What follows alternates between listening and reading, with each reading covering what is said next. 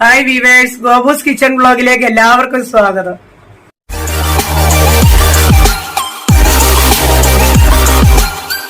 ഞങ്ങളുടെ ചാനൽ ആദ്യമായിട്ട് കാണുവാണെങ്കിൽ ഒന്ന് സബ്സ്ക്രൈബ് ചെയ്തേക്കണേ.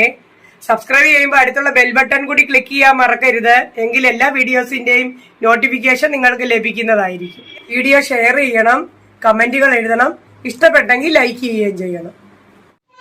ഇന്ന് നമ്മള് വഴുതനങ്ങയും ടൊമാറ്റോയും കൊണ്ട് ഒരു സിമ്പിൾ ആയിട്ടുള്ള ഒരു കറി ഉണ്ടാക്കുകയാണ്. വളരെ ടേസ്റ്റി ആയിട്ടുള്ള കറിയാണ്. ഒരു നെല്ലിക്ക വലിപ്പത്തില് പുളി എടുത്ത് നമുക്ക് വെള്ളത്തിൽ കുതിർത്താം. പുളി പിഴിഞ്ഞതിലേക്ക് നമ്മൾ ഒരു ടൊമാറ്റോ, വലിയ ടൊമാറ്റോ കട്ട് ചെയ്തത് ഇടുന്നു. പുളിയും ടൊമാറ്റോയും അടുപ്പത്ത് വെച്ച് തിളയ്ക്കുന്നതിലേക്ക് ഒരു ഇതള് കരിവേപ്പില ഇടുക.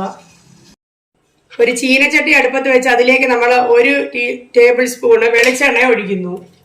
അതിനുശേഷം കുറച്ച് ഉഴുന്ന് അതിലിടാം. ഇതിലേക്ക് സ്വല്പം കടുക് നമുക്കിടാം. കടുക് ഇടണം, കുറച്ച് മതി, കുറച്ച് കടുക് ഇടുക. പിന്നീട് ഒരു സ്വല്പം കടലപ്പരിപ്പോ അല്ലെങ്കിൽ സ്വല്പം തോമര, ഏതായാലും കുഴപ്പമില്ല, അതും കൂടെ ഇടുക. ഇത് ചുവന്ന് വരുമ്പോൾ അതിലേക്ക് ഒരു 5-6 വറ്റൽ മുളക് ഇടണം. എരിവിനനുസരിച്ച് കൂട്ടുകയോ കുറയ്ക്കുകയൊക്കെ ചെയ്യാം. അപ്പൊ ഞാൻ എടുത്തിരിക്കുന്ന അളവിനനുസരിച്ച് ഇത് മതി, ധാരാളമാണ്. ഇനി നമ്മൾ 1 ടീസ്പൂൺ ജീരകം ഇടുന്നു. സ്വല്പം ഉലുവ കൂടി ഇടണം, കുറച്ചിട്ടാ മതി. അത് ഉലുവ ഇട്ട് മൂപ്പിച്ചു. ലാസ്റ്റിൽ കുറച്ച് കരിവേപ്പിലയും കൂടി ഇട്ട് മൂപ്പിച്ചെടുക്കുക. തിളപ്പിച്ച് ഒരുമാതിരി വെന്തിരിക്കുന്ന പുളിയും ടൊമാറ്റോ മിശ്രിതത്തിലേക്ക് നമ്മൾ കഴുകി അരിഞ്ഞു വെച്ചിരിക്കുന്ന വഴുതനങ്ങ ചേർക്കുന്നു. ഞാനൊരു ഇടത്തരം വഴുതനങ്ങ ഒരു 3 എണ്ണം എടുത്തിട്ടുണ്ട്. എന്നിട്ട് കുറച്ചുകൂടെ വെള്ളം ഒഴിച്ച് മഞ്ഞൾപ്പൊടി ഇട്ട് തിളപ്പിക്കുക. കരിവേപ്പില ഇട്ടു. ഇനി നമ്മൾ ഇതൊന്ന് മൂപ്പിച്ചിട്ട് തണുത്തിട്ട് പൊടിച്ചെടുക്കണം. 1 ഗ്ലാസ് വെള്ളം നമുക്ക് ഇതിലേക്ക് ഒഴിക്കാം.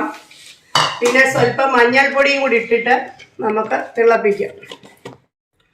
മഞ്ഞൾപ്പൊടിയും കൂടി ഇട്ട് നമ്മൾ തിളപ്പിക്കുകയാണ്.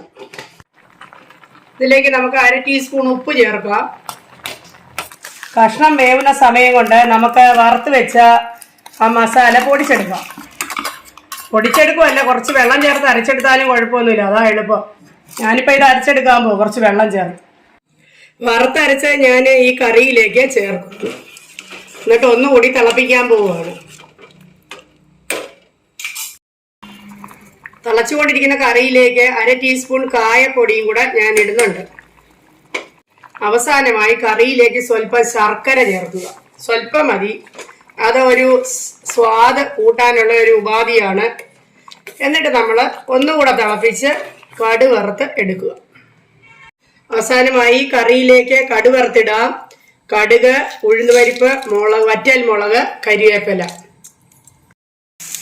കറിയിലേക്ക് കടുവറുത്തിടുന്നു. നല്ല അസൽ കറിയാണ്.